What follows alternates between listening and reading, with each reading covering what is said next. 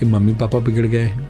Spirituality को हम कैसे इंक्लूड कर सकते हैं अपनी पेरेंटिंग में, अपनी लाइफ में आगे बढ़ने के लिए, बच्चों के लिए? यदि हम बच्चों को मेडिटेशन या स्पिरिचुअलिटी की ओर डालते रहे तो बच्चों का मन ज़्यादा लंबे समय तक शांत होगा।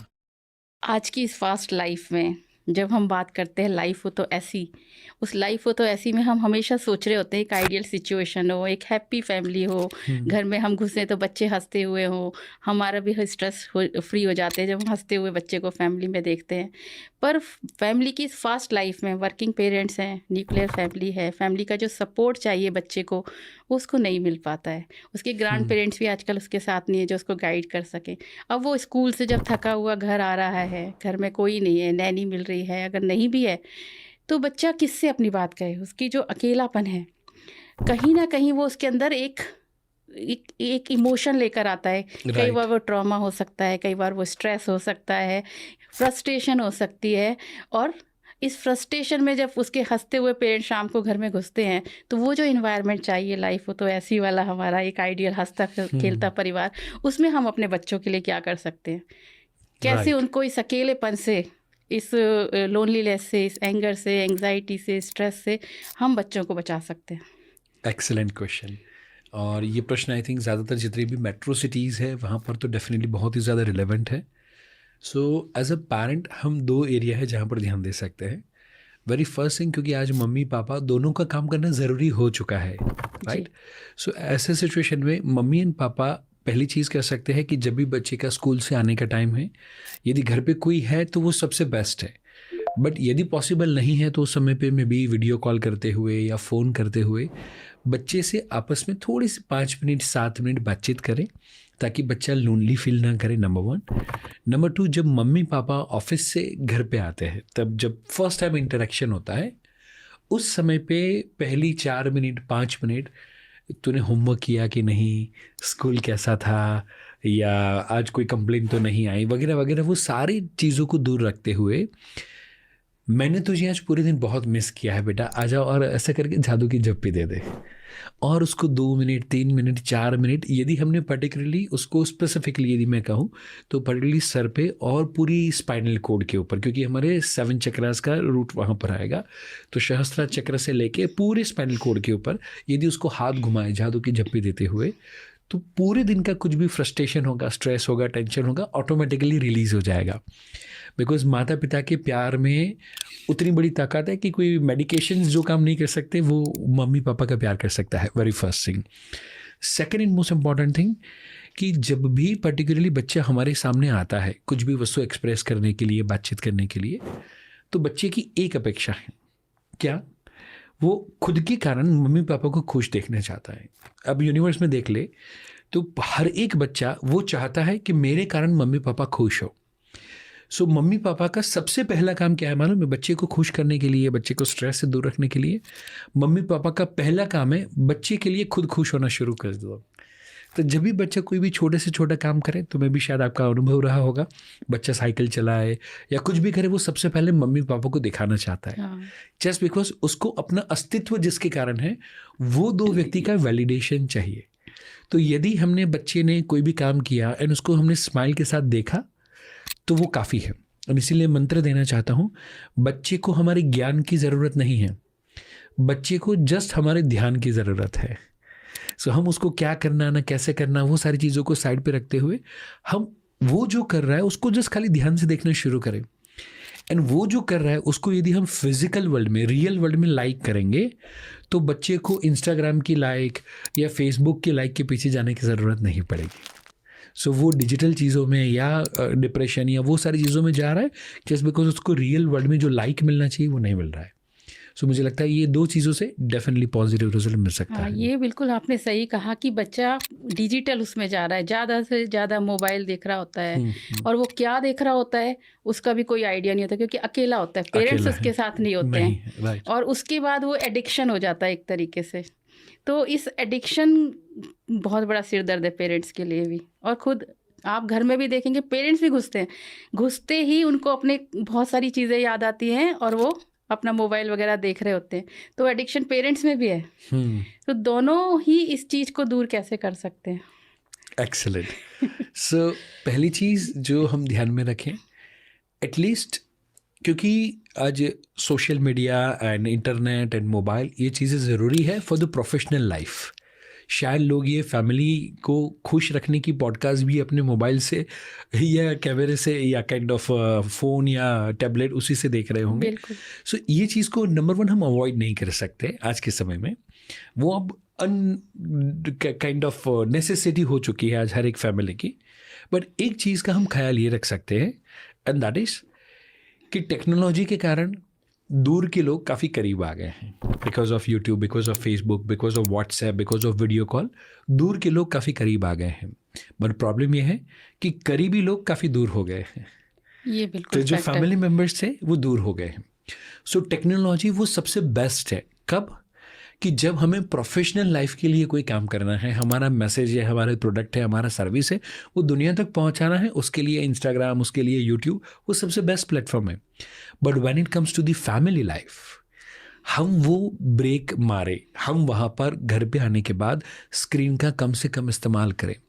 मैं कहता हूँ हर बार कि जब पापा के ऊपर रात के समय पे बच्चे के साथ धमाल मस्ती करते वक्त, बातचीत करते वक्त, या संडे के दिन किसी क्लाइंट का फ़ोन आए एंड पापा यदि बोल दे कि मैं अभी बेटे के साथ हूँ, मेरा हॉलीडे है, मेरा फैमिली टाइम चल रहा है, हम धमाल मस्ती कर रहे हैं, मैं कल बात करता हूँ।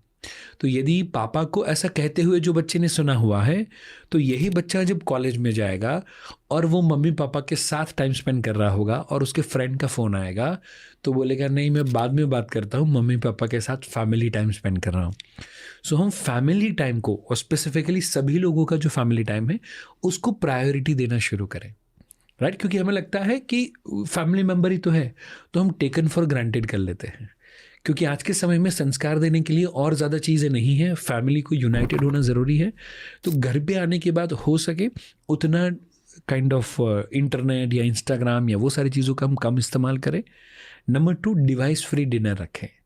तो जब भी हम घर पे बैठे हुए हैं, खाना खा रहे हैं, तो हम आपस में बातचीत करें कि ऑफिस में मम्मी का क्या रहा, पापा का क्या रहा, बच्चे का स्कूल का दिन कैसा रहा, कौन सा चैलेंज आया, उसको कैसे ओवरकम किया। सो मेरा ये मानना है कि काइंड ऑफ जो फैमिली के साथ डिनर करना है वो best of the best university का काम कर सकता है। बिकॉज वहाँ पर मम्मी एंड पापा और बाकी के फैमिली मेम्बर्स की जितने भी एक्सपीरियंसेस है वो बच्चे को सीखने को मिल सकते हैं, and that is also positively. So मुझे लगता है ये 2 काम करें तो बहुत ही अच्छा एज ए रिजल्ट मिल रोल सकता है। मॉडल पहले हमको give up, parents as a parents give up करें। करें, पहले yes, साइड में चीज़ें रखें, बच्चा आपको देखेगा, बच्चा खुद सीखेगा। सीखेगा। सो इसलिए कहता हूँ बच्चा वो नहीं करता जो हम कहते हैं, बच्चा वही करता है जो हम करते हैं। जो हम करते हैं, जो है वो देखता है। वो अनकॉन्शियस माइंड से सब कुछ सीख रहा होता सीख रहा है, सीख और रहा है। सीख करके कर रहा होता है। ये बिल्कुल आपने सही कहा। तो ये जो बच्चा सीख रहा है, जैसे आपने कहा बच्चे की तरफ ध्यान भी देना है, तो आजकल माइंडफुल एजुकेशन, माइंडफुलनेस की बहुत बात चल रही है, मेडिटेशन, तो इसमें भी कुछ रोल हो सकता है कि हम बच्चे को कब से सिखाएं, या कोई एक एज लिमिट है कि इस एज लिमिट से माइंडफुलनेस शुरू करनी चाहिए, कब से शुरू की जाए, ऐसा कुछ है? एक्सेलेंट। बच्चा जब माँ के गर्भ में होता है तब वो माइंडफुल ही होता है। जब बच्चा छोटा है, मे बी कोई भी छोटे से बच्चे को सोते हुए आप देखेंगे तो उसकी सांस नाभि से ही चल रही होगी, वो मेडिटेटिव अवस्था में ही होता है। बट माइंडफुलनेस अब सिखाना क्यों पड़ता है? क्योंकि उसको बचपन में डर दिखाया गया। सो जैसे ही डर का चक्र एक्टिवेट होना शुरू होगा, वैसे उसकी जो सांसें नाभि तक जा रही थी वो धीरे धीरे शॉर्ट सांसें होनी शुरू हो जाएगी। फिर माइंडफुलनेस सिखानी पड़ेगी। सो पहली चीज़, बच्चे को यदि हम डराएंगे नहीं, बच्चे को यदि कोई नेगेटिव सजेशन नहीं देंगे, बिकॉज इट इज सेड कि बच्चा जब 18 साल का होता है तब तक उसने 5 लाख बार नो सुना होता है। Don't do this, don't do that, don't do this, don't do that, and इसलिए बच्चा बड़ा होकर डोंट डू ही बन जाता है। राइट? मैंने उसको जब भी कोई कुछ काम करना होगा, फिर मम्मी पापा हमारे पास काउंसलिंग में लेकर आते हैं कि बच्चा मोटिवेटेड नहीं है, बच्चा स्टडी के लिए मोटिवेटेड नहीं है, बच्चा करियर के लिए मोटिवेटेड नहीं है। बट वो बच्चे ने 5 लाख बार नो सुना है एंड सिर्फ 5,000 बार उसने येस सुना हुआ है। सो हम यदि बच्चे को नेगेटिव प्रोग्रामिंग करना बंद कर दे, फॉर एन एग्जाम्पल, एक बस स्टॉप पे बच्चे को स्कूल पे ले जाने के लिए 2 मम्मी और 2 बच्चे वेट कर रहे हैं, एंड उसी समय पे वो रोड साफ़ करने वाला मजदूर वहाँ से गुजरता है, वो सफाई कर रहा था। तो एक मम्मी वो मजदूर को दिखा के बोलती है, वर्कर को दिखा के बोलती है कि पढ़, देख तू पढ़, पढ़ नहीं पढ़ेगा तो इसके जैसे काम करने पड़ेंगे। इन दूसरी मम्मी उसी को दिखाते हुए कहती है कि देख तू पढ़ेगा तो ऐसे इसके जैसे 1000 लोगों से ज़्यादा लोगों की मदद कर पाएगा, तू अपनी फैक्ट्री खोलेगा तो ये लोगों को तू जॉब पे रख पाएगा, उनकी लाइफ तू बेहतर कर पाएगा, बेटा उसके लिए तुझे पढ़ना है, right. So intention is same कि पढ़े, बट जब वो बच्चा नेगेटिव चीज़ें देखता है कि मुझे मम्मी वर्कर के साथ या रिक्शा चलाना पड़ेगा वगैरह वगैरह, वो बोल देते हैं पेरेंट्स, तो बिकॉज ऑफ दैट वो बच्चा पेरेंट्स के लिए एंड वो एजुकेशन के लिए दोनों के लिए नेगेटिव हो गया। सो यदि हम बच्चों को माइंडफुल करना चाहते हैं तो कम से कम जितनी कम एज में करेंगे उतना ज़्यादा अच्छा है, बट माइंडफुलनेस से पहले मुझे ये लगता है पहली पॉजिटिविटी हमारी शुरू होनी चाहिए। एंड फिर नंबर 2, बच्चा जब छोटा हो तभी से मे बी मम्मी एंड पापा मे बी ब्रीदिंग एक्सरसाइज हो सकती है, कोई भी मेडिटेशन हो सकता है, वो सारी चीज़ें करने की शुरुआत करें। एंड जैसे घर में सभी साथ में बैठ के खाना खाते हैं, सभी साथ में बैठ के टीवी देखते हैं, तो क्यों ना सभी साथ में बैठ के मेडिटेशन के लिए आधा घंटा बैठें। एंड मुझे लगता है that will be the best family recreation, कि जहाँ पर सभी लोगों का माइंड शांत होगा तो फैमिली ऑटोमेटिकली अच्छे से ग्रो करेगा। पर इस अवेयरनेस में आना कि हमें मेडिटेशन करना है, एक साथ बैठना है, मतलब अवेयरनेस में आने के लिए पेरेंट्स को भी कुछ प्रयास करने पड़ेंगे। 100%। पेरेंट्स से ही शुरू होगा। तो पेरेंट्स अपने लिए ऐसा क्या करें कि ये ऐसा माहौल घर में बन पाए कि बच्चा उसको फॉलो करे? सो वेरी फर्स्ट थिंग, जब भी हम कोई अच्छी चीज़ बच्चों से करवाना चाहते हैं, माने हेल्दी खाना खाए या मेडिटेशन करे वगैरह वगैरह, तो 2 चीज़ें ध्यान में रखनी है। वेरी फर्स्ट थिंग कि वो हम करें, इन बच्चों से करवाने की अपेक्षा ना रखें। वेरी फर्स्ट थिंग, सही बात है। जब भी हम कोई भी अच्छी चीज़ बच्चे को फोर्सफुली करवाने की कोशिश करते हैं तो बच्चा उसके लिए नेगेटिव हो जाता है। सो पावलोज राइट है वो डॉग के ऊपर जो पर्टिकुलर बिल्कुल। रिसर्च किया गया जी। कि वो रोटी के साथ यदि घंटी को जोड़ा गया तो रोटी नहीं मिल रही थी, बट फिर भी घंटी की आवाज़ आ रही थी, वहाँ पर डॉग दौड़ के जा रहा था विद द होप कि मुझे रोटी मिलेगी। And at the very same time दूसरे रूम में दूसरे डॉग के प्रति वो जैसे ही रोटी खाता था उसको करंट मिलता था, रोटी खाए करंट मिले, रोटी खाए करंट मिले। अब वो सिस्टम को हटा लिया गया। तो नाउ अब जब पर्टिकुलरली वो रोटी सामने आती थी, वो खाना नहीं खाता था, वो भूखा मरना चाहता था बट वो खाना नहीं चाहता था। सेम थिंग यहाँ पर होता है विद द गुड और बैड। यदि अच्छी चीज़ को लेकर भी हम फोर्सफुली बार बार रिपीटेटिव कहते रहेंगे, बच्चा वो मेडिटेशन से भी ऊब जाएगा। एंड मैं देखता हूँ काफ़ी सारे स्पिरिचुअल फैमिलीज़ के अंदर कि उनके बच्चे वो स्पिरिचुअलिटी को या वो लीगेसी को आगे नहीं बढ़ाना चाहते। नहीं बढ़ाना चाहते। क्यों? क्योंकि मम्मी पापा ने बचपन से वो फोर्सफुली करा हुआ है। सो वेरी फर्स्ट थिंग हम खुद करें। एंड नंबर 2, जब भी हम डिनर कर रहे हैं या जब भी हमारा कोई गेट टुगेदर है, बच्चा भी सुन रहा है, तो इनडायरेक्टली उससे आपको क्या फ़ायदा हुआ वो आप बताने की शुरुआत करें, एटलीस्ट डिस्कस करें चीज़ों डिस्कस करें। सो जब वो बच्चा इनडायरेक्ट वे में सुन रहा है तो बिकॉज ऑफ दैट उसके सबकॉन्शियस माइंड का प्रोग्रामिंग हो रहा है। तो उसको मैं कहता हूँ सीड अप्रोच एंड दूसरा होता है स्विच अप्रोच। 95% से ज़्यादा पेरेंट्स क्या करते हैं? Switch approach. Switch is what, मैंने स्विच ऑन किया, लाइट चालू होना चाहिए। एंड सीड इज़ व्हाट, कि मैंने सीड डाला, पानी डाला, तो मुझे पता है एक दिन में पौधा होने वाला नहीं है, उसको मैं खाद पानी देके नर्चर करूँगा और 6 महीने के बाद प्लांट ग्रो करेगा। तो सेम वे जो अच्छाई है, जो कोई भी अच्छी क्वालिटी है, मेडिटेशन, माइंडफुलनेस, पॉजिटिव बुक का रीडिंग करना है, हेल्दी ईटिंग हैबिट डेवलप करना है, वो सारी चीज़ों को हम स्विच अप्रोच में लेके ना जाए कि मैंने बोला हेल्दी खाना खा, मैंने बोला कि पिज्ज़ा मत खा, तो वो अभी से बनने अभी से चालू नहीं होगा। उसको हम स्विच अप्रोच की जगह सीड अप्रोच पे लेके जाए। हम अच्छी चीज़ें करेंगे, बार बार करेंगे, लगातार उसका डिस्कशन करेंगे, इन बच्चे के सराउंडिंग वो एनवायरनमेंट तैयार करेंगे। स्लोली एंड ग्रेजुअली बच्चे का इंटरेस्ट डेवलप होगा एंड बच्चा कहेगा कि मम्मी पापा आप इतने खुश हो, आप इतने शांत हो, तो क्यों हो? एंड फिर जब मम्मी पापा बोले कि बेटा because of this meditation, because of this mindfulness, and फिर यदि बच्चे ने उसका स्वीकार किया तो जीवन पर्यंत मम्मी पापा ना होने के बावजूद भी वो ज़िंदगी के साथ भी और ज़िंदगी के बाद भी वो मेडिटेशन को रखेगा, जो नेक्स्ट जनरेशन तक जाएगा। वो इतने बेनिफिट अपने हाथों से देखेगा, आंखों से देखेगा, Yes, उसको फील yes, करेगा, तो डेफिनेटली वो अपनाने की कोशिश करेगा। पहले हमें उसको विश्वास दिलाना है, पेशेंस तो रखना ही पड़ेगा। 100%। तो meditation, pyramid spiritual society movement भी मेडिटेशन पर बहुत जोर देती है, पिरामिड एनर्जी पर बहुत जोर देती है, और मेडिटेशन के तो बहुत से बेनिफिट हैं। तो आपने ये जो पेरेंटिंग कोच ऐसे आपने अप्लाई किए होंगे, कुछ ऐसे एग्जांपल्स आपके पास होंगे जिससे आपने उसका फ्रूटफुल रिजल्ट देखा होगा मेडिटेशन का, तो इससे रिलेटेड कुछ आप बताइए थोड़ा सा। ज़रूर से।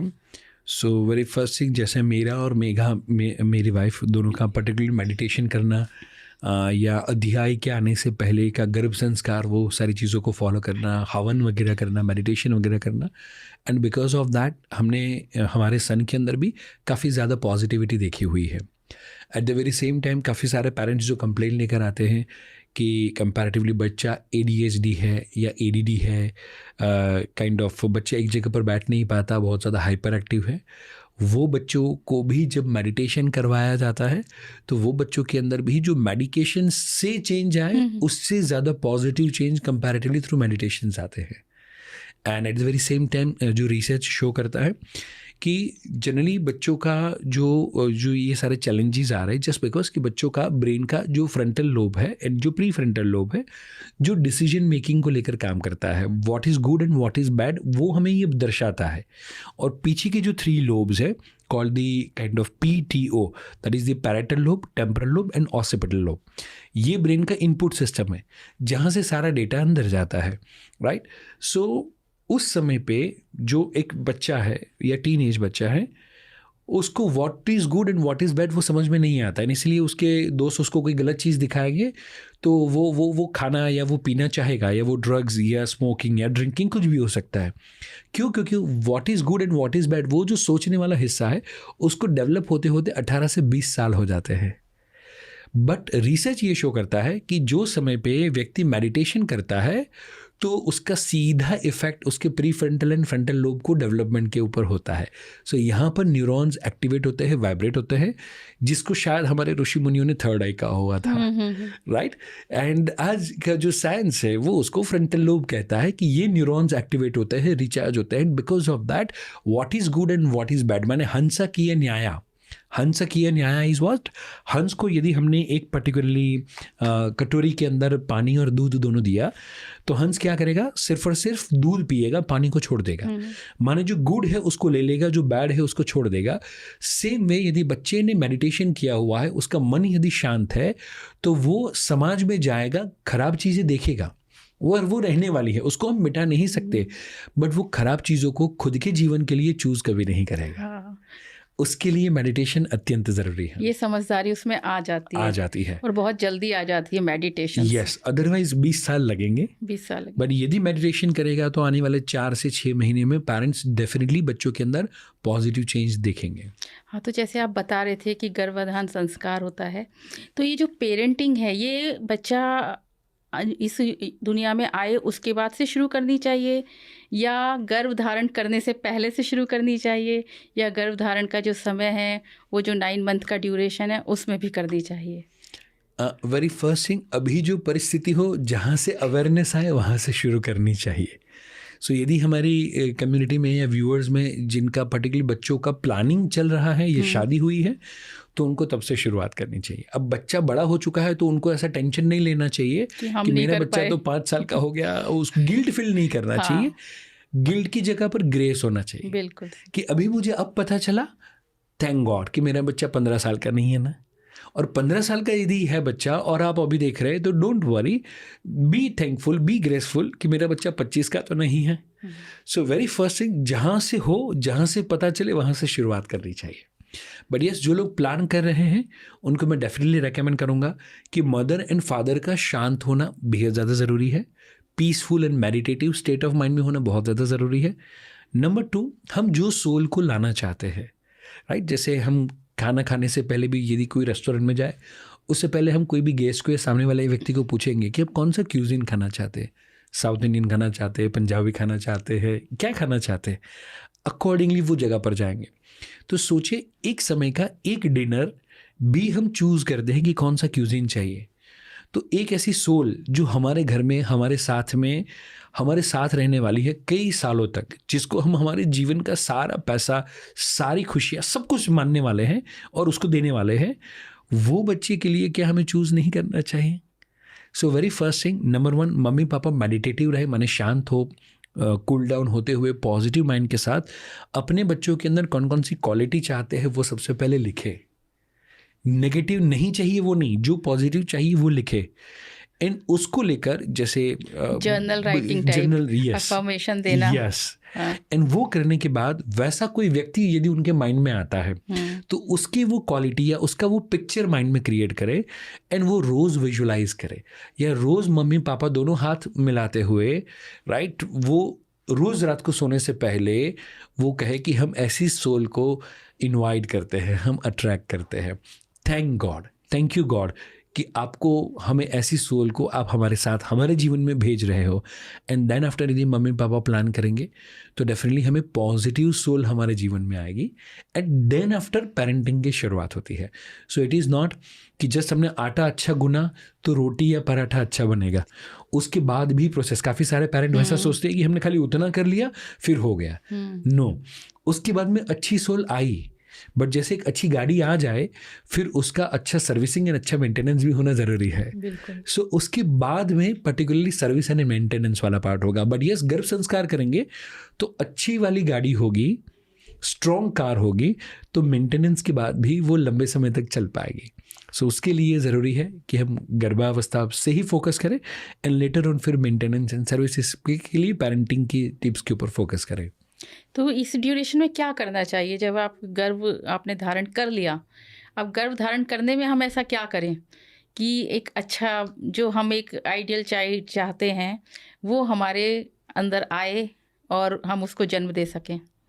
सो वेरी फर्स्ट थिंग जो हमने बात करी कि हम वो क्वालिटीज़ को लिखेंगे। नंबर 2, जब भी मम्मी पापा रात को मिलते हैं एंड वो सोल को बुलाने के लिए, जब भी वो लाइक प्यार कर रहे हैं एक दूसरे को, उससे पहले वो ईश्वर को या पॉजिटिव एनर्जी को वो क्या करेंगे, थैंकफुल होंगे। वो आ गई सोल हमारे पास, हमने कंसीव कर लिया। अब ये जो अब मम्मी एंड पापा को, यस, जी जी, अब वो जो क्वालिटी है जो उन्होंने लिखी हुई थी, अब वो क्वालिटी वो खुद जीना शुरू करें, राइट। सो मैंने ऐसा कहा हुआ था कि मेरा बच्चा रीडिंग करे, नॉलेजेबल हो, तो अब मम्मी को क्या करना है, अब मम्मी को वो जो क्वालिटीज सोची हुई थी वो क्वालिटीज़ के आधार पे मम्मी को एक्ट करने की शुरुआत करनी है, पापा को एक्ट करने की शुरुआत करनी है। So during that 9 months of time, यदि मम्मी एंड पापा रात को सोने से पहले अब कोई भी पॉजिटिव बुक, कोई भी इंस्पिरेशनल बुक, कोई भी लाइफ कोचिंग से रिलेटेड कोई भी बुक पढ़े जो उनको पसंद हो, तो वो हैबिट बच्चे के अंदर जाएगी। आजकल क्या होता है कि mummy during the pregnancy Instagram पे रील्स देख रही है, बिल्कुल, राइट। सो वो बच्चे का प्रोग्रामिंग वहाँ से वो ऑटोमेटिकली हो रहा है। उस समय पे मम्मी यदि लोनली फील कर रही है तो वो बच्चा भी वो सेम चीज़ फील कर रहा है। हाँ। सो मम्मी जो खाना खा रही है उसका जितना असर उसके दिमाग के ऊपर होता है, उससे कई गुना ज़्यादा मम्मी जो सोच रही है उसका असर होता है। भी काउंसलिंग के लिए आए हुए थे, सो साउथ अफ्रीका में कहीं पर थे एंड फिर वो वहाँ से इंडिया आए फॉर द काउंसलिंग। एंड वो जब पर्टिकुलरली आए तो उनका सन अराउंड 12 years की एज, एंड वो हमेशा कहता है कि मुझे कोई प्यार नहीं करता। क्या बोलता है, मुझे कोई प्यार नहीं करता, मुझे मर जाना है। एंड वैसा करते हुए घर के कांच तोड़ देना या बैट लेके कार के कांच तोड़ देना, ऐसा कभी भी वो एग्रेशन में आ जाएगा। एंड जब भी वो काउंसलिंग के लिए आए, बातचीत हुई, काफ़ी सारे पैरामीटर्स के ऊपर काम किया। एंड देन आफ्टर मैंने पूछा कि how was your pregnancy, and तब उन्होंने कहा कि अभी ये मेरे सेकंड मैरिज है एंड फर्स्ट मैरिज में जो भी हस्बैंड थे he was very abusive and मुझे पर्टिकुलरली ड्यूरिंग द प्रेगनेंसी मुझे घर के अंदर बांध के रखा हुआ था। एंड बिकॉज ऑफ दैट उस समय पे मेरी थॉट कि मैं लोनली फील करती हूँ, मुझे कोई प्यार करने वाला नहीं है, एंड इसीलिए मुझे वो घर से बाहर निकाले, रूम से बाहर निकाले, इसके लिए मैं कांच और बाकी की जो भी चीज़ें थी वो उस समय पे फोड़ा करती थी ताकि मुझे आसपास में से कोई भी आके बाहर निकलने के लिए कोशिश करे। सो वो जो प्रिंट था वो बच्चे के अंदर गया हुआ था एंड बच्चा 12 साल पे 13 साल पे वो सेम टेंडेंसी को रिपीट कर रहा था। ना वो पापा नहीं है, ना वो परिस्थिति या प्रॉब्लम नहीं है, बट वो प्रोग्रामिंग हो चुका है, प्रिंट हो चुका है, तो अब वो प्रिंट का कॉपी आ रहा है। सो इसीलिए मम्मी उस समय पे अपने विचारों के ऊपर और पापा का काम है वातावरण पॉजिटिव देना, मम्मी का काम है विचारों को अपने पॉजिटिव आप को करना, पॉजिटिव पॉजिटिव रखना। रखना। क्योंकि वो जो भी आज हम करेंगे या जो सोचेंगे वो परमानेंट उसकी लाइफ को इफेक्ट करने वाला है। और ऐसे बहुत से बच्चे हैं जो एंगर एंजाइटी इशू से, मेरे ख्याल से इसी टाइम को ट्रॉमा जो माँ ने सहा होता है, लोनलीनेस जो माँ के अंदर होती है, Yes. वो लेकर के आ जाते आ हैं। जाते हैं। अब बच्चा हो गया स्टबॉर्न भी हो जाता है, चिल्लाता है, चीखता है, घर का माहौल खराब। तो ऐसे बच्चों को हम कैसे टैकल करें? अब आ गया बच्चा, उसको भी तो टैकल करना करना है। है, right, बिल्कुल, right. उसको अच्छी से परवरिश देनी है, राइट। तो वो हम कैसे करेंगे? सो वेरी फर्स्ट थिंग, बच्चा जब भी जिद करता है तो उसको ज़्यादातर क्या करना है, उसको कोई ना कोई टॉय चाहिए या कुछ ना कुछ चीज़ वस्तु चाहिए। तो वेरी फर्स्ट थिंग हम क्या करेंगे, बच्चा जब भी कोई भी चीज़ वस्तु पहली बार कहता है, प्यार से कहता है, एंड वो चीज़ वस्तु उसके लिए काम की हो और उसके लिए ज़रूरी हो, तो हम इमीडिएटली उसको दिला दे, उसको सेकेंड टाइम बोलने का मौका ना दें। Very first thing. So may be उसने कलर्स मांगे, उसने स्केच पेन या समथिंग कुछ भी मांगा, हमें लगता है कि वो उसके लिए ज़रूरी है एंड वो नॉन टॉक्सिक चीज़ें हैं, उसके ब्रेन डेवलपमेंट के लिए, उसके एक्टिविटी के लिए इंपॉर्टेंट है, वो उसको इमीडिएटली दिला दे। Very first thing. So now उसका प्रोग्रामिंग नहीं हो रहा है कि मैं जिद करूंगा बाद में ही मिलेगा, मैं प्यार से कहूँ तो भी मुझे मिल सकता है, वो एक चीज़ उसको मिलती है। नाउ नंबर 2, कुछ चीज़ें ऐसी होगी जैसे आइसक्रीम हो गया, उसको कफ है, उसको बुखार है, फिर भी उसको बाहर का पिज्ज़ा खाना है, तो उसके लिए हम नो कहें तो उसका सिंपल सा मतलब होना चाहिए नो। कई बार क्या होता है कि मम्मी नो कहती है एंड पापा वो चीज़ वस्तु दिला देते हैं। हाँ, एंड इसीलिए 2 चीज़ होती है। वेरी फर्स्ट थिंग, बच्चे को पता चलता है कि मम्मी से ज़्यादा पापा पावरफुल है। क्यों? क्योंकि पापा पैसे लाते हैं। एंड नंबर 2, पता चलता है कि 1 बार 2 बार 3 बार 4 बार 5 बार मैंने जिद करके बोला, पर जब इतनी ऊंची आवाज़ पे मैंने बात किया तो मम्मी पापा ने परेशान होके, मुझसे पक के परेशान होके मुझे चीज़ को दिला दिया। तेज आवाज से तेज मुझे आवाज़ से चीजें काम हो मिलती जाता हैं। है। सुनाओ दूसरी बार भी वो क्या करेगा, वो लेवल पे जाएगा, फिर वो चीज़ वस्तु मिलेगी। नाउ 3 बार 4 बार 5 बार वो पेवलोस लॉ की तरह वो डॉग का प्रोग्रामिंग हो गया, ऐसे में बच्चे का प्रोग्रामिंग हो गया। नाउ अब उसका वो पैटर्न बन गया, वो उसका हैबिट हो गया।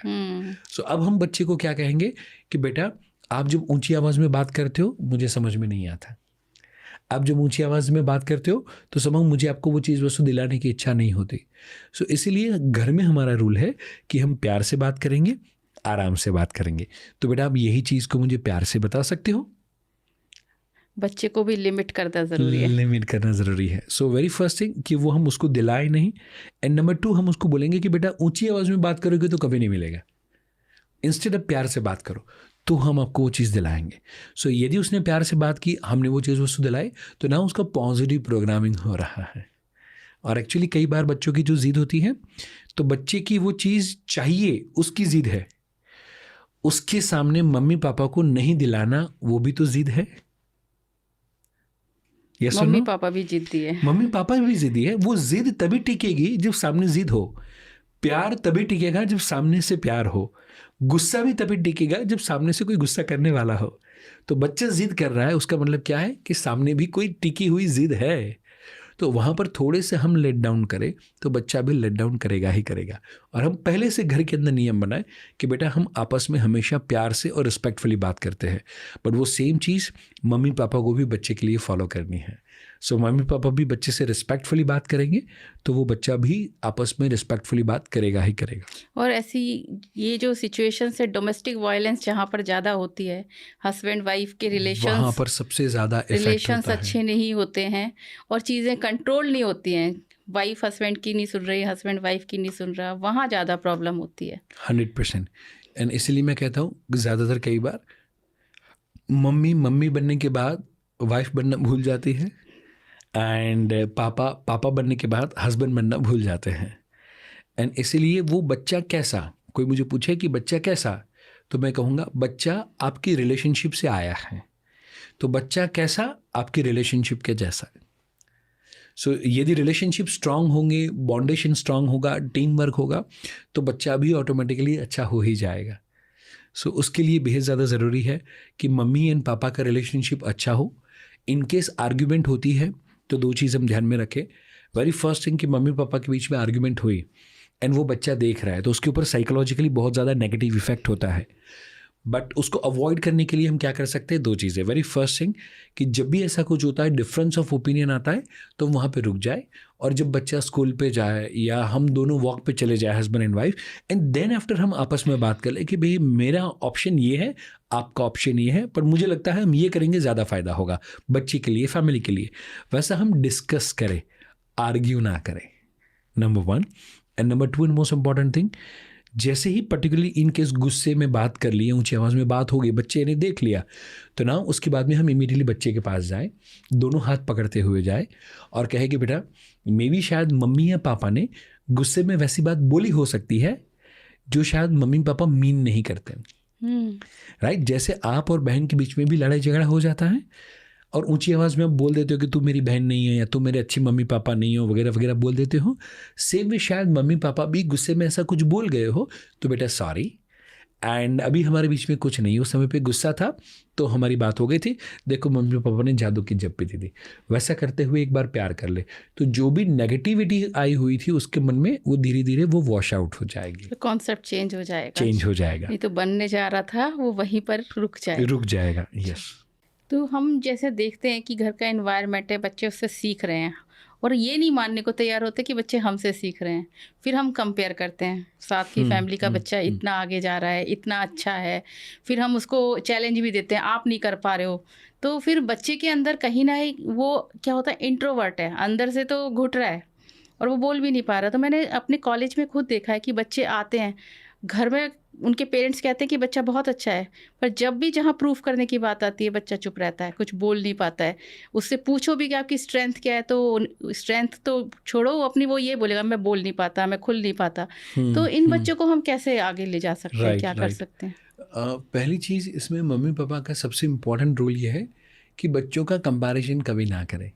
जैसे आपने बताया कि हम वो मार्क्स को लेकर कंपेयर करते हैं, तो एक छोटा सा एग्जांपल यदि दो कि एक बच्चा जो मैथ्स में फेल होके आता है, 45% ऑल ओवर लेके आता है, एंड उसके पापा जब उसको डांटते हैं, बोले तू देख पूजा को, देख बाजू वाले गौरांग को देख, वो कितने मार्क्स लेकर आया है, गौरांग तो मैथ्स में 100 में से 100 लेकर आया है, और देख उसके 92% आए हैं। इन तब बच्चा कहना चाहता है बट कह नहीं पाता क्योंकि वो इंट्रोवर्ट बच्चा है। तो वो मन ही मन में सोचता है कि पापा आपकी बात सही कि मेरे आए 32 और उसके आए 92, मैं शायद अंडे उबाल के आया हूँ और वो 100 में से 100 मैथ्स में लेकर आया है। पर एक बात कहना चाहता हूँ, जैसे सबके सामने आपने मुझे टोक दिया, मैं भी आपको टोकूँ, तो आपने मुझे डांट दिया, मैं भी आपको डांटूँ तो, और आपने मेरा कंपैरिजन मार्क्स को लेकर किया, मैं भी आपका कंपैरिजन उनके पापा के साथ, मैं भी ऐसा कहूँ कि गौरांग के पापा को देखो, वो भी तो आपके बचपन के दोस्त थे, उनके घर पे 4-4 गाड़ियाँ पार्किंग में पड़ी हुई है, उनके पास 2-2 ड्राइवर है, और उनका बैंक बैलेंस देखो, उनके पैसे देखो, वो कहाँ कहाँ पर अपने बच्चों को घूमने लेके जाते हैं। और मैं जब आपका कंपैरिजन उनके साथ करूँगा तो आप बोलेंगे घोरी कलयुग है, बच्चे बिगड़ गए हैं। पर मैं किसको जाके कहूँ कि मम्मी पापा बिगड़ गए हैं। सो एज अ पेरेंट, यदि मम्मी का भी, यदि जैसे दक्षा आंटी के हाथ के पाव भाजी खाते खाते पापा यदि गलती से बोल दे कि तेरे हाथ के तो ठीक, बट दक्षा आंटी के हाथ के जो पाव भाजी वो जबरदस्त है सही बात तो क्या होगा, तो भूचाल आ जाएगा घर में, राइट? बट वो बच्चा कहता है कि माँ तेरी वो पाव भाजी बनाने के लिए तो सिर्फ 1 घंटे की मेहनत थी, एंड जब तेरा कंपैरिजन हुआ तुझे अच्छा नहीं लगा, तो ज़रा वो तो सोच, ये 52 या 32% लाने के लिए मेरी पूरे साल की मेहनत थी, एंड जब तूने मेरा कंपैरिजन किया मेरे दिल पे क्या बीती होगी। सो वेरी फर्स्ट थिंग, सारे पेरेंट्स को कहना चाहता हूँ कि हमारा बच्चा यूनिक है, उसकी फिंगरप्रिंट यूनिक है, उसकी आई का यदि हम स्क्रीनिंग करेंगे वो यूनिक है, सेम वे टंग की प्रिंट भी यूनिक होती है, सेम वे हर बॉडी की फ्रेगरेंस वो भी यूनिक होती है। इसीलिए डॉग एक व्यक्ति को सूंघ ले, उसके बाद में वो 10 किलोमीटर भी कहीं पर भी चल के जाएगा, उसके पीछे पीछे डॉग फॉलो कर सकता है, बिकॉज कि पूरे वर्ल्ड में ऐसी फ्रेगरेंस और कोई व्यक्ति की नहीं देखने को मिलेगी। सो ऊपर वाले ने, गॉड, ईश्वर, अल्लाह, जैसे जिसको भी हम मानते हैं, उन्होंने हर व्यक्ति को यूनिक बनाया हुआ है। सो मैं कहता हूँ कि वो बच्चा और किसी बच्चे के इसके जैसा हैंड राइटिंग कर दे, उसके जैसा मैथमेटिक्स में पावरफुल हो जाए, इसके जैसा डांस करे, उसके जैसा हैंड राइटिंग या और कोई सब्जेक्ट आ जाए, तो बच्चा खुद के जैसा कब बनेगा?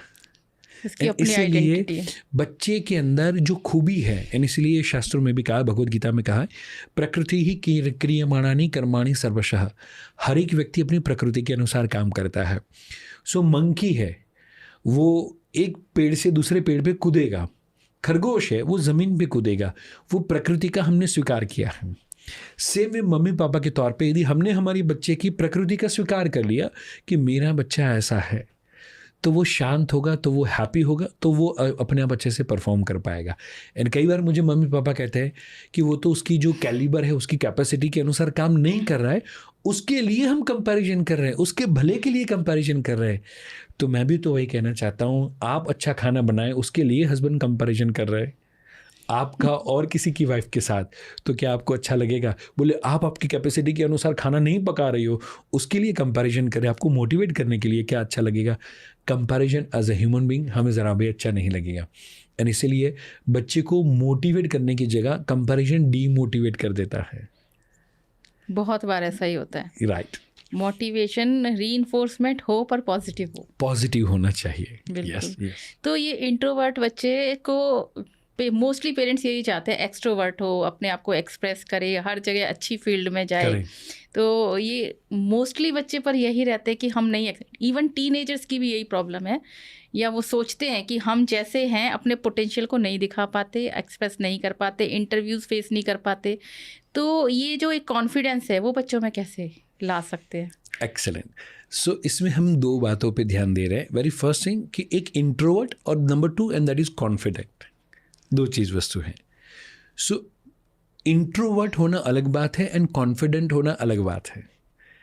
ज़्यादातर बच्चों को वो इंट्रोवर्ट है उस बात का जब परिवार से स्वीकार नहीं मिलता, इसीलिए वो बच्चा खुद के लिए कॉन्फिडेंट फील नहीं करता, इसीलिए वो ज़्यादातर बात नहीं करता।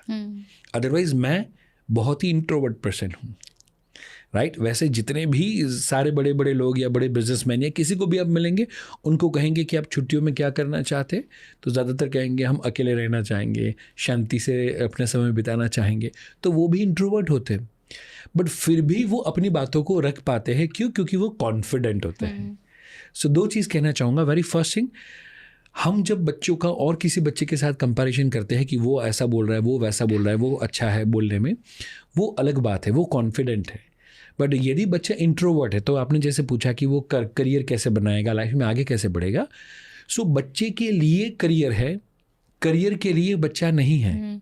वो चीज़ ध्यान में रखते हुए हम जो इंट्रोवर्ट बच्चा है उसको आईटी के फील्ड में डालें, उसको वीडियो एडिटिंग में डालें, उसको हम data programming, may be data science, may be video editing, may be मैं कहना चाहूँगा प्रोडक्शन का फील्ड हो सकता है, R&D का फील्ड हो सकता है, लेबोरेटरी एंड पैथोलॉजी लैब का फील्ड हो सकता है। वैसे काफ़ी सारे फील्ड है जहाँ पर लोगों के साथ बातचीत करनी होती नहीं है, जहाँ पर पर्टिकुलरली उसको कंप्यूटर के साथ या रिसर्च के साथ या प्रोडक्शन के साथ वहाँ पर वो काम करना होता है। यदि वो प्रोडक्ट डिज़ाइनर बनेगा तो बेस्ट द बेस्ट प्रोडक्ट को डिज़ाइन करके दे सकता है। सो हम बच्चा क्या नहीं कर रहा, उसकी जगह पर इंट्रोवर्ट रहते हुए क्या कर सकता है, उस पर फोकस करें। एंड यदि वो बच्चा एक्सट्रोवर्ट है तो उसको शांत करने की ज़रूरत नहीं है। वो बच्चा बहुत अच्छा बोल सकता है, बहुत अच्छा यूट्यूबर बन सकता है, बहुत ही अच्छा रेडियो जॉकी, बहुत ही अच्छा वीडियो जॉकी, बहुत ही अच्छा न्यूज़ एंकर, बहुत ही अच्छा वो स्टेज शो करने वाला हो सकता है, वो बहुत ही अच्छा पॉलिटिशियन हो सकता है। मे बी कोई ऐसा काम जहाँ पर मे बी नेटवर्क मार्केटिंग या hotel management, event management, wedding planner, ऐसे ढेर सारे काम कर सकता है। सो हमें जो बच्चा है उसका स्वीकार करते हुए वो जो पर्सनालिटी है वो कौन सा काम अच्छा कर सकती है, उसको लेकर बच्चे को सपोर्ट करना चाहिए। बेसिकली बच्चे को पहचाने, उसकी स्ट्रेंथ को समझें एज ए पेरेंट्स और उस पर काम करें। तो इसीलिए एक छोटी सी पर्टिकुलर बात कहता हूँ, बच्चे की कमी को सुधारना नहीं है, बच्चे की खूबी को निखारना है, वो माता पिता का काम है। बच्चे की खूबी को निखारना माता पिता का काम। बिल्कुल सही कहा। तो ये आप जो कह रहे थे कि ये जो हमारा थॉट है 7 चक्रास हैं, तो ये सारा स्पिरिचुअलिटी से रिलेटेड है। तो स्पिरिचुअलिटी और पेरेंटिंग कहाँ पर मिलती है और कैसे मतलब कैसे एक दूसरे को कॉम्प्लीमेंट करती है? सो मैं कहना चाहूँगा स्पिरिचुअलिटी भी है और साइंस भी है। बट जो चीज़ साइंस डिस्कवर नहीं करता उसको हम स्पिरिचुअलिटी बोल देते हैं। बट जो समय पे वो चीज़ वस्तु साइंस भी मानने लगता है तब हम उसको साइंटिफिक कहते हैं। एंड जैसे साइंस लाइफ के हर पहलू के अंदर कनेक्टेड है, सेम वे स्पिरिचुअलिटी भी लाइफ के हर पहलू के अंदर कनेक्टेड है। So the parenting as well. And इसीलिए मेरा ये मानना है कि मम्मी पापा जैसे कोई भी स्पिरिचुअलिटी को फॉलो करते हैं एंड बच्चे को भी कोई भी स्पिरिचुअलिटी के पाथ में यदि वो डालते हैं तो वो उसके मन को शांत करने के लिए काम करता है। और पतंजलि योग सूत्र के अंदर भी कहा है कि मन के शांत होने से आत्मा और परमात्मा का सारा ज्ञान अपने आप मिल जाता है। सो मुझे काफ़ी बार पेरेंट्स कहते हैं कि सर हम रील्स वगैरह देखते हैं उसमें कितना सारा नॉलेज मिलता है। मैं बोलता हूँ येस वेरी गुड। तो हमारे जितने भी ऋषि मुनि थे उन्होंने तो कितनी सारी रील्स देखी होगी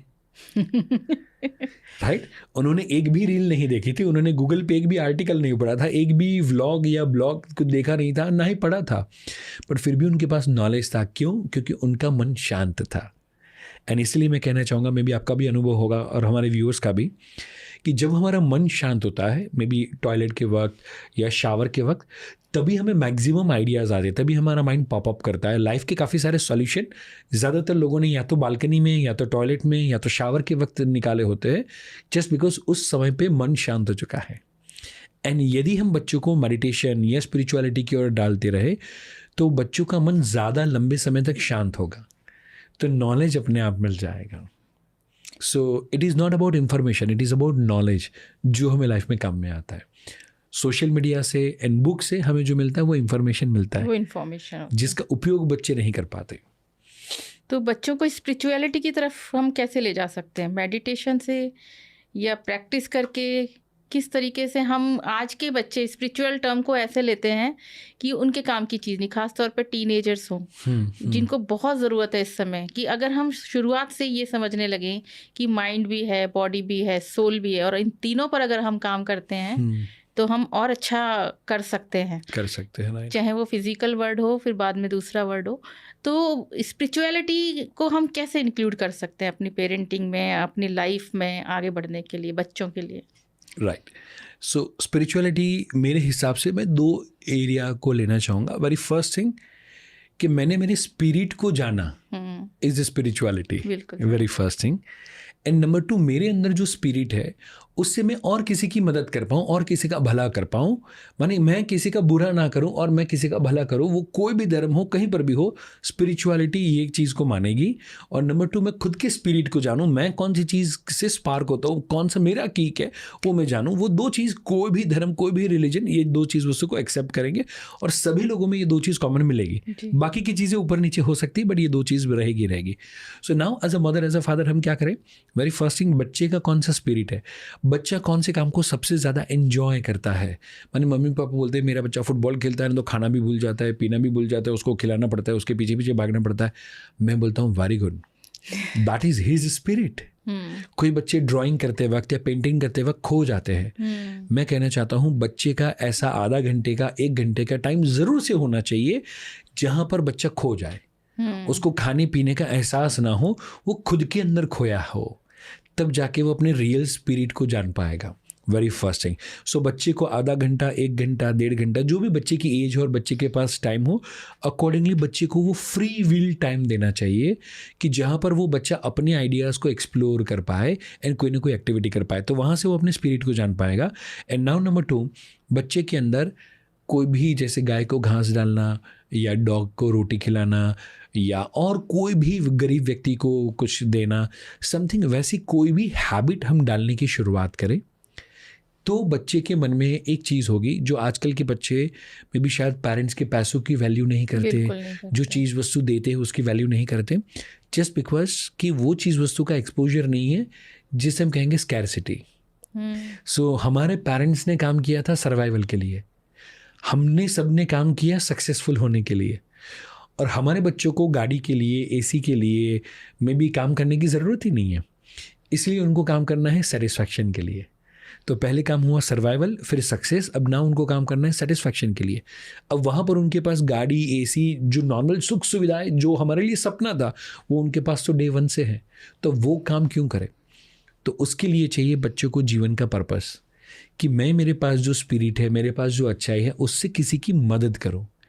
एंड वो मदद हमारे समय में शायद आपने का भी अनुभव रहा होगा कि घर पे जब रोटी बनती थी तो माँ सबसे पहले कहती थी, बेटा 2 गाय को और 2 डॉगी को वो जाओ आप खिला के आओ, फिर हम खाना खा सकते हैं। तो वैसी हैबिट, माने देने की हैबिट को हम बचपन से डेवलप करना शुरू करें तो स्लोली एंड ग्रेजुअली वो बच्चा अपने पास जो टैलेंट है वो किसी के साथ शेयर करने में भी कोई काइंड ऑफ, मैं कहूँगा, कॉम्पिटिटिवनेस फील नहीं करेगा। कोई मेरे से ले जाएगा तो मुझे नुकसान होगा, ऐसा फील नहीं करेगा। एंड ऊपर वाले का नियम है, जो हाथ देने वाला होता है वो हाथ ऊपर वाला कभी खाली नहीं रखता, और जो मांगने वाला होता है वो हाथ कभी भरता नहीं है। सो बच्चे के अंदर हम वो देने की हैबिट को डाल दे तो रियल वे में वो स्पिरिचुअल हो ही सकता है। हमारे शास्त्रों और पुराणों में शुरू से ही बताया गया है कि गाय की रोटी होनी चाहिए, कुत्ते को रोटी जानी चाहिए, कौए को जानी चाहिए, चींटियों को आटा जाना चाहिए, राइट। सबका एक एक पोर्शन निकाल के रखते थे जिससे एक देने की भावना आती थी, और वो बचपन से ही प्रैक्टिस होती थी। ये अभी बीच में कहीं खो गई है, इसको वापस लेकर आनी है। और साथ ही साथ में जस्ट पहले के समय में जैसे हमें चॉकलेट या कुछ भी देते थे तो बोलते थे चाचा को पूछो, चाची को पूछो, भाई को पूछो, बहन को पूछो, सब लोग मना करेंगे, राइट। वो अब हमें पता चलता है एक ही चॉकलेट थी बट फिर भी सबको पूछने को मिलता था, और हम पूछते तो थे, मन में लगता था कोई हाँ ना बोल दे, सभी मना करते थे। एंड जब हम वो चॉकलेट खाते थे ज़्यादा फ्रूटफुल लगता था। बट आज माँ क्या करती है, ये पकड़ तू तेरा चॉकलेट, ये पकड़ तू तेरा चॉकलेट, चुपचाप तू तेरा खा, चुपचाप तू तेरा खा। शेयरिंग की हैबिट बचपन से दो भाइयों के बीच में नहीं है, इसीलिए जो एक प्लेट में बचपन में खाना नहीं खा सकते वो एक फ्लैट में बड़े होके कैसे रह सकते हैं। एडजस्टमेंट प्रॉब्लम आ जाती है। हॉस्टल से बच्चे जाते हैं, एडजस्ट नहीं कर पाते हैं, रूम एडजस्ट नहीं करते, एसी एडजस्ट नहीं कर, और इवन क्विट कर देते हैं अपने जो आपका कंफर्ट जोन है, उससे क्विट कर देते हैं। और एक इनडिसिप्लिन आजकल के बच्चों में देखिए, पेरेंट्स कहते हैं हमारा बच्चा आपके कॉलेज में आके टाइम से उठने लग गया, यही अचीवमेंट है। तो ये इनडिसिप्लिन भी बच्चों में बहुत आ रहा है। तो ये इनडिसिप्लिन है या ये जो ना देने की बात है, ये एकदम से हम इसको कैसे ठीक कर सकते हैं कि पेरेंट्स का जो कंट्रीब्यूशन, पेरेंट्स निकल जाते हैं घर से बाहर, अब बच्चा अकेला है, वो कैसे डिसिप्लिन हो। राइट। तो इसके लिए हम दो चीज़ कर सकते हैं। जो पहले जो 7 साल है वो बच्चों के हार्ट के डेवलपमेंट के हैं। फर्स्ट 7 years बच्चों का हार्ट डेवलप करना है, माने love, care, emotions, may be sympathy, empathy, कोई केयर करने वाला वो उसके आजू बाजू हो, वैसा कोई एक व्यक्ति चाहिए या 2 व्यक्ति चाहिए, वेरी फर्स्ट थिंग। उसके बाद की जो 7 years है वो हेड डेवलपमेंट के हैं। So head development is what, knowledge, discipline, what to do, not to do, ये सारी चीज़ें। सो यहाँ पर हमें क्या करना चाहिए, 2 चीज़ें। वेरी फर्स्ट थिंग, हेड को डेवलप करने के लिए हम बच्चों से गोल सेटिंग करवाएं। बच्चे का क्या गोल है, बच्चा क्या अचीव करना चाहता है, वो बच्चे से हम जितना क्लियर कट करवाएंगे, और हम बच्चे के साथ बैठते हुए गोल सेटिंग करेंगे, परसेंटेज वाइज क्या करना चाहता है, करियर वाइज क्या करना चाहता है, उतना उसके अंदर डिसिप्लिन आने के चांसेस ज़्यादा है, नंबर 1। नंबर 2, हम रूटीन सेट करें कि इतने बजे उठना है, इतने बजे सोना है। मैंने मैक्सिमम पेरेंट्स जो हमारे पास काउंसलिंग के लिए आते हैं, वन ऑफ द पेरेंट जिन्होंने कहा कि बेटा 10th स्टैंडर्ड में अच्छा मार्क्स लेकर आया, एंड उसने बोला हुआ था कि मुझे PS4 PS5 समथिंग कुछ गिफ्ट में देना, हमने वो दे दिया। एंड फिर वो रात के 2-2 बजे तक, 3-3 बजे तक खेलता रहा, क्योंकि 10th में अच्छे मार्क्स आ गए थे तो वो साइंस में तो एडमिशन ले लिया, but 11th he failed, 12th he failed, first and second exam. फिर पेरेंट मेरे पास लेकर आए, बोले अब बच्चे को एटलीस्ट पास हो जाए तो अच्छा, हमने तो डॉक्टर का सपना देखा था क्योंकि 92% लेकर आया था, अभी तो पास हो जाए तो भी हमारे लिए काफ़ी है। एंड देन आफ्टर उन्होंने कहा क्यों, क्योंकि बिकॉज ऑफ दैट गेम, रात को 2 बजे तक 3 बजे तक वो गेम खेलता रहा। जब वो वीड होता है, घास फूस उग जाता है प्लांट के आजू बाजू में, तो हमें क्या करना चाहिए, हम वीड का वेट करेंगे तो वीड उतना फास्ट ग्रो करेगा कि प्लांट को वो मार देगा। सेम चीज़, कोई भी गलत चीज़ या गलत फ्रेंड या कोई भी गलत हैबिट हम मम्मी पापा आजू बाजू में देखते हैं, तो जितना जल्दी आप वो हैबिट को तोड़ देंगे, वो चीज़ वस्तु को बच्चे से दूर ले लेंगे, माने प्रिकॉशंस वाला आप जोन पे चले जाएंगे, प्रिपरेशन वाले जोन पे चले जाएंगे, तो प्रिपेयर करेंगे तो बाद में रिपेयर नहीं करना पड़ेगा। एंड इसके लिए बेहद ज़्यादा ज़रूरी है कि हम बच्चों को मे बी टाइम से सोना, टाइम से उठना, टाइम से खाना, वो हम डेली रूटीन को डेवलप करने की कोशिश करें, वरना फिर बच्चों को हॉस्टल में डालना पड़ता है। मम्मी पापा जब डिसिप्लिन में नहीं रहते बोले हॉस्टल में डाल देंगे, हॉस्टल में डालने की ज़रूरत नहीं है, वहाँ पर संस्कार नहीं मिलेंगे, उसकी जगह पर यहाँ पर डिसिप्लिन एंड संस्कार दोनों माता पिता दे सकते, दुनिया में और कोई नहीं दे सकता। सही बात है, बिल्कुल सही। तो आप स्पिरिचुअलिटी में हैं, मेडिटेशन भी करते हैं, तो ये आपकी जर्नी कहाँ से शुरू हुई, आप कैसे आए इसमें? सो मेरे लिए सबसे पहले मेरे पापा के द्वारा मेरे अंदर रीडिंग की हैबिट को डेवलप किया गया था। सो 9th स्टैंडर्ड में मैं जब था तो 9th 10th 11th 12th 4 साल मैंने एज ए मैकेनिक के तौर पे काम किया हुआ है, 2 व्हीलर रिपेयर किया करता था। सो स्कूल से गैराज और 700 रुपये सैलरी हुआ करती थी। सो वहाँ पर पापा ने पहली हैबिट जो मेरे अंदर डाली हुई थी एंड दैट वाज कि कोई भी पॉजिटिव बुक एवरी मंथ लेनी है। तो जब भी सैलरी आता है उसमें से 150-200 रुपये का जो भी आपको बुक पसंद आए वो बुक लेना है। उसके बाद में स्कूल की फ़ीस वगैरह जो कुछ भी खर्चा है वो करना है। उसके बाद में जो पैसा बचे या तो आपके मौत शौक में या तो आपको घर पे जो आपको ठीक लगे वो आप कर सकते हो। बट पापा ने पहली हैबिट मेरे अंदर डेवलप करी थी रीडिंग की। And because of that reading जितने भी सक्सेसफुल लोग हैं वो सभी लोगों के अंदर मैंने 2 ट्रेड्स पाए। वेरी फर्स्ट थिंग कि वो अच्छा रीडिंग करते हैं एंड नंबर 2 अपने माइंड को काम रखने के लिए वो मेडिटेशन करते हैं। सो बिकॉज ऑफ दैट ये 2 हैबिट मेरे अंदर बाय द टाइम वानी शुरू हुई एंड काफ़ी समय से मेडिटेशन वगैरह कर रहे हैं और बहुत ही अच्छे रिजल्ट्स है। हमारे पत्री सर का भी यही कहना है, स्वाध्याय, सज्जन सागत्य, मेडिटेशन, शाकाहार, इन 4 पे काम करना है। और स्वाध्याय और सज्जन सागत्य तो मिरेकल है एक तरीके से। जब आप स्वाध्याय मीन्स स्वयं अध्ययन करें और सज्जन सागत्य जो हम आप बैठ के कर रहे हैं, अच्छी बातों को एक दूसरे तक पहुंचा रहे हैं, दुनिया तक पहुंचाने की कोशिश कर रहे हैं। तो पीएमसी से आप कह रहे थे आपकी मदर भी जुड़ी हुई थी। यस तो और साथ ही साथ में पत्री जी के साथ अनुभव हमारा बहुत ही अच्छा रहा है। और अहमदाबाद के अंदर जब भी वो आए हुए थे तो उनका लाइव फ्लूट वाला मेडिटेशन भी करने का हमें अवसर मिला हुआ है। एंड मम्मी काफ़ी समय से जुड़ी हुई है एंड जो पिरामिड वगैरह बनाना था वो सारी चीज़ों में, क्योंकि मम्मी भी अराउंड 22-25 साल से मेडिटेशन और वो सारी चीज़ें कर रहे हैं, तो मम्मी का भी इसका अंदर इंटरेस्ट है, तो इसके कारण बाय डिफ़ॉल्ट हमारे अंदर भी वो इंटरेस्ट है। वो आपके अंदर भी इंटरेस्ट है। सर आप हमारे साथ आए पीएमसी हिंदू को, आपने अपना समय दिया और इतना जो नॉलेज है आपने पेरेंटिंग के हर विषय को बहुत अच्छे से समझाया और मैं समझती हूँ कि ये बहुत ही ज्ञानप्रद और लाभप्रद सेशन होगा, पेरेंट्स के लिए भी, बच्चों के लिए भी, हम सभी के लिए। आपका बहुत बहुत आभार व्यक्त करती हूँ। Thank you very much and मुझे भी यहाँ पर आते हुए बहुत ही अच्छा लगा है। Thank you very much.